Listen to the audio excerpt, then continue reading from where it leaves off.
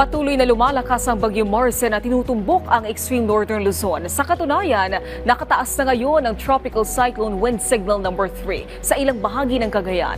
Ang update niyan alamin kay Pag-asa Weather Specialist Chanel Dominguez. Magandang hapon po sa ating lahat. So update po muna tayo dito sa binabantayan po natin bagyong si Maricel.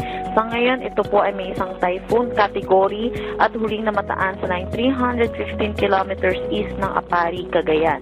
May taglay na lakas na hangin na 150 kilometers per hour at pagbugso na 185 kilometers per hour.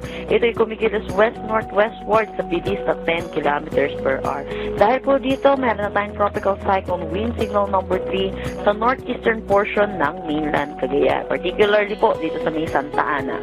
Signal number 2 naman dito sa Batanes, Babuyan Islands, northern portion ng mainland Cagayan, northern portion ng Apayao. Signal number 1 dito sa Ilocos Norte, Ilocos Sur, Abra, nalalabing bahagi ng Apayao, Kalinga, Mountain Province, Ifugao, northern portion ng Benguet, at nalalabing bahagi ng Cagayan, pati na rin dito sa Isabela, Quirino, Nueva Vizcaya, at northern portion ng Aurora. So nakikita po natin ayon sa ating forecast track, possible po ang close approach niya or mga landfall dito po sa Babuyan Islands. Pero makikita din po natin na ito po ay mag-close approach lamang at tomorrow afternoon or hanggang Friday po, early morning. And possible lumabas ng ating Philippine Area of Responsibility itong si Maricel Friday evening. Sa ngayon po, asahan na rin po natin yung ibang parte po ng ating bansa dito po sa Metro Manila at Visayas, Mindanao. Magiging mainit at maalinsangan ang ating tanghali hanggang hapon na mataas ang chance ng mga pag-ulan sa hapon at sa gabi dulot ng mga localized thunderstorms.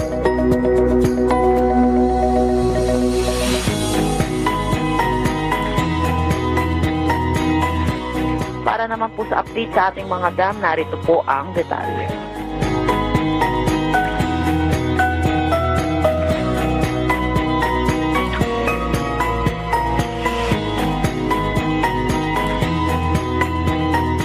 At yan po muna ang latest dito sa Pag-asa Weather Forecasting Center. Chanel Dominguez po, magandang hapon. Maraming salamat Pag-asa Weather Specialist Chanel Dominguez.